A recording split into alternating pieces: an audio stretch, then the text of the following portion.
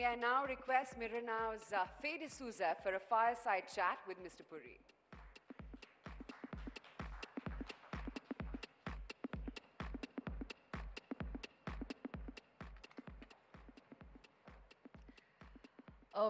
Mr. Puri, first of all, I want to thank you for sharing your thoughts with us at a time, I think, when, there couldn't have been a better time to have this conversation, because for the people in Delhi having to live with pollution that gets worse year after year, reports that Bangalore as a city will become unlivable in some time, Chennai having run out of water, and Mumbai having run out of patience a long time ago, I think it's an excellent time to talk about what's happening in our urban centers, because the other challenge is to make sure that the other 4,000 you talked about don't follow in the footsteps of the 4 or 5 big cities in our country. I want to start by asking you, and we don't have too much time, I have been told. You said you struggled in Delhi. Could that be because, and we found this when we cover urban areas, that there's a multiplicity of authorities. There's the center, there's the state, there's the city authority. Not always do they agree with each other and are on board with the plans. We've noticed of late, the Delhi government has approached the Supreme Court for clearance on some roads that they want to build. Is that the struggle that you're talking about? Is that what's standing in our way? Well, I'll respond to the struggle part of it, but first of all, before you become too harsh on yourself by naming Delhi, Bangalore, Bengaluru, and Mumbai and Chennai, the global map shows Cape Town and several other cities in the same category. This is a problem of all cities, all right, because most of them have experienced what I call unstructured and robust demographic shifts of population, and many of them were not ready for it. India's case is sui generis because our population base is that much larger, and that problem between agriculture's contribution to GDP and the urban areas. So the problem is that today cities already provide more than 66% of the nation's GDP, 90% of the tax returns. So, and you don't tax your agriculture. So that's one aspect. Coming now to the problems of Delhi and other Indian cities and the struggle. Look, Delhi just now is a particularly severe case. And it is severe for several reasons. That is because, A, there is a multiplicity and a multi-layered authority. Yes. You did not perhaps feel it many years earlier because you had the same government in terms of the same political party in power at the center and the state.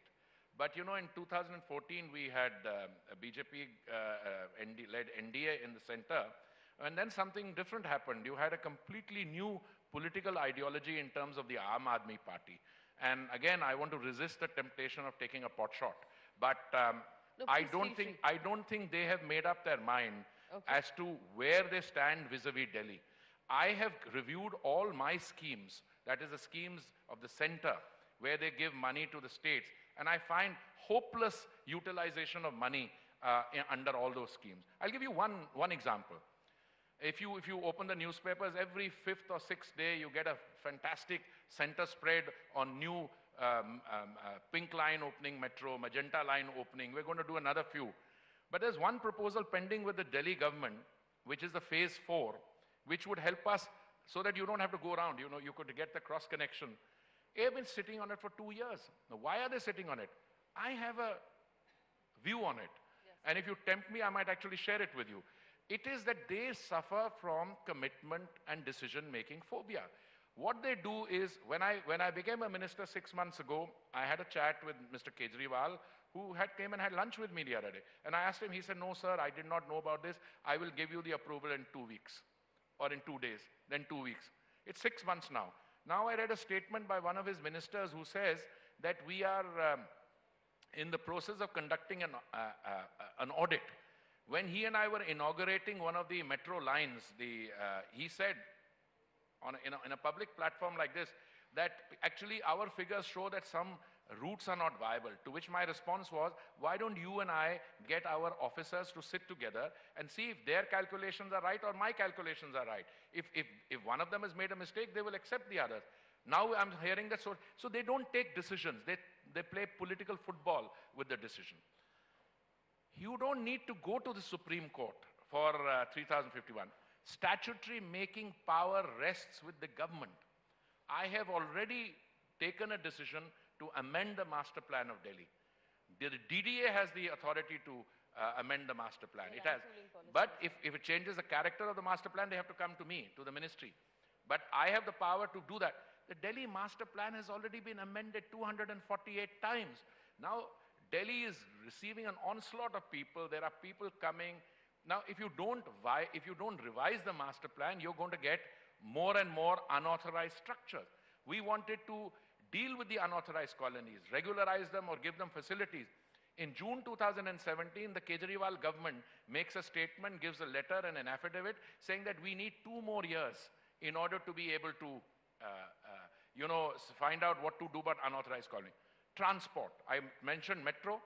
Delhi Transport, the Delhi Transport Undertaking or Delhi Transport Corporation has a sanction of 11,000 buses. We are 7,000 buses short, and the remaining 4,000 are barely in a position to ply. They're short of spare parts. So they need to get their act together. But I have decided, and I've said it many times, if Delhi is held to ransom by the Aam Aadmi Party, we in the center will decide to go ahead because the citizens of Delhi deserve better. You also said that our urban centers contribute nearly 90% of taxes. Also about 85% of the corruption in the country? I don't have a national corruption index, but if I see the kind of stuff that I see all the time, people setting up solar panels and some people just going and breaking them up. Look, I said somewhere in those prepared remarks, which my very bright colleagues prepare for me, I said somewhere that urban planning also requires civic behavior. Now, corruption is a broad term. You have situations where people don't pay taxes, that's a fact.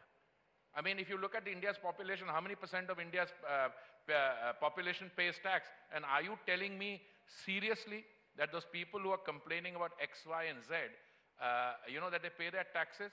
In fact, I suggested at one stage that there should be a flat tax. I mean, I was taking part in a discussion, and somebody turned around and said, we tried it. And a previous prime minister once told me at a dinner I was hosting, he said, but income tax in India is voluntary. If you want to pay it, pay it. We are changing that. And we are also using technology to combat corruption. Believe me, it needs to be, you need to set an example from the top, which we have done, but it also requires a behavioral change. Will we get that behavioral change? I think we'll get there, thanks to technology. Right. I understand a lot of people gathered here today are from Delhi or the NCR region. Raise your hand if you have been a victim of bad developer promises or you know someone who bought a house. Look at the number of hands. Look at the number of hands. Do you know someone who bought a house that was never delivered? Yeah. Look, let me tell you, this is the question. The better question would be, please raise your hand if you've not had an experience with a bad developer. That will be very few.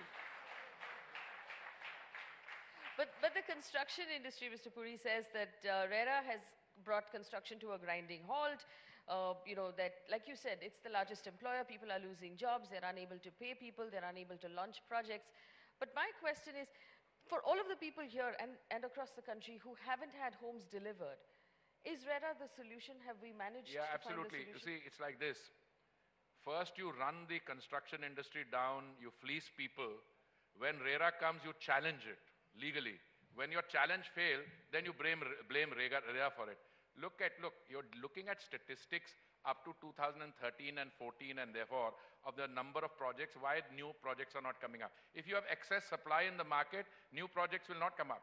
I think the Indian situation is a classic mismatch of demand and supply. You have a situation where there are 11 million homes which are lying vacant, which can't be rented because your rental laws are not good. If you allow the rental law to follow a contract between the landlord and the tenant, you'll solve that problem. And who says construction is not taking place?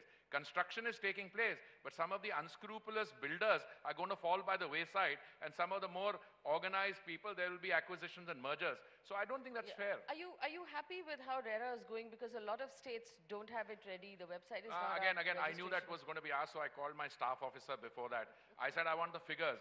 29 states, 27 have adopted RERA. So the figures are not correct. Number two, RERA does something which you must all remember. Anyone starts a new project, 70% of the money that you get from that project has to be put into an escrow account, and it can be used only for that construction, that project. Why was it going wrong earlier? People were collecting money from you and me, forgetting about the project, going and investing that money in land banks, and that land banks, when the value of land fell, they went broke. Now the situation is quite simple. Thanks to RERA, thanks to the discussion we are having, you and I, when we go to buy our first home, are not going to fall for this one. We look at the contract, plus there is somewhere you can go to for enforcement.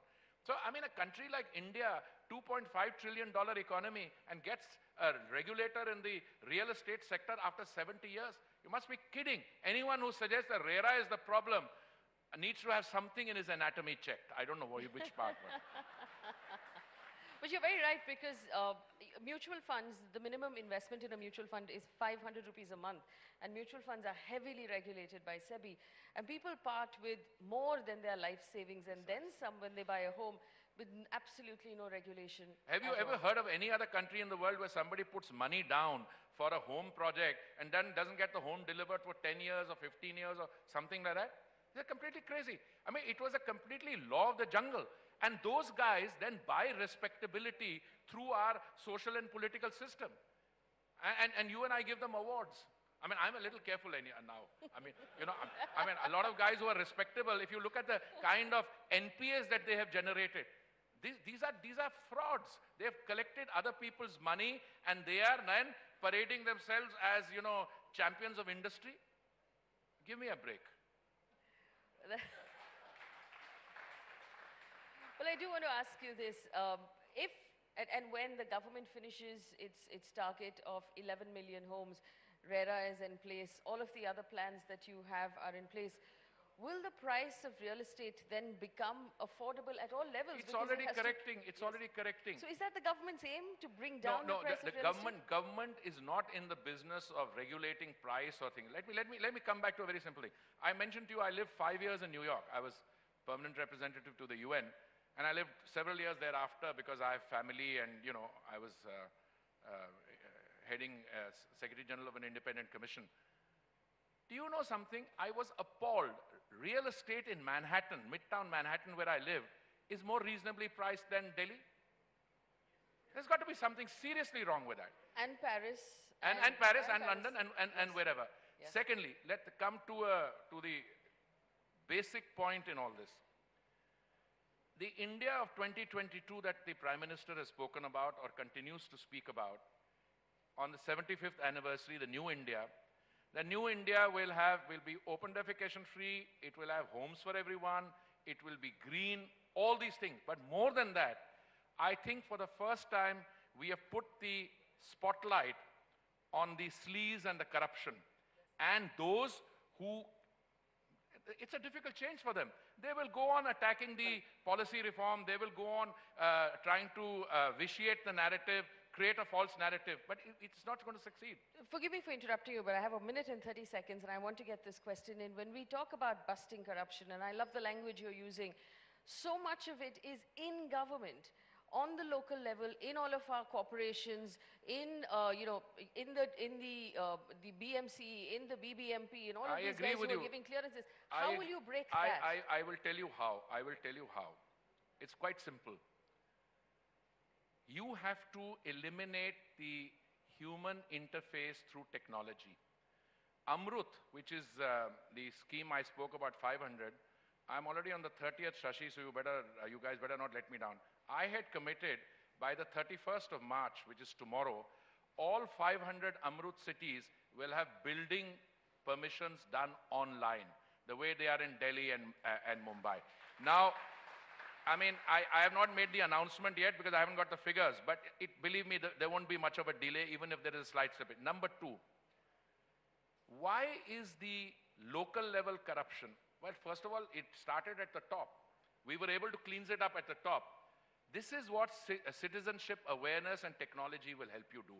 I have absolutely no doubt that one of the things that the ceiling drive in Delhi is going to clean up is that those who have been encroaching on government land, those who have been violating building norms are for the first time being held accountable.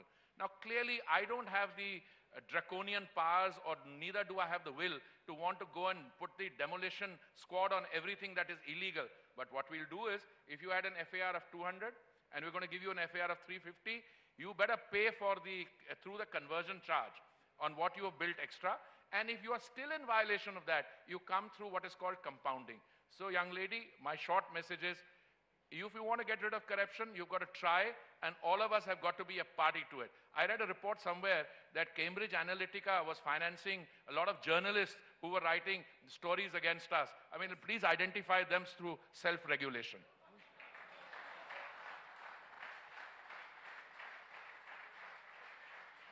Well, I was told by your team that you're very efficient. You come into the office bang at 8:30 every day, and you 8:30 in the morning, not 8:30 in the morning. yeah, and I leave.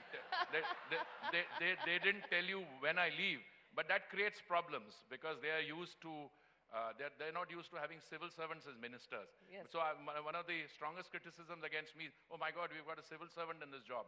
I'll get over that also. But this was the most efficient, 15 minutes I've spent. Mr. Puri, thank you so much Thank you for your time. Thank you. Thank you. Thank you.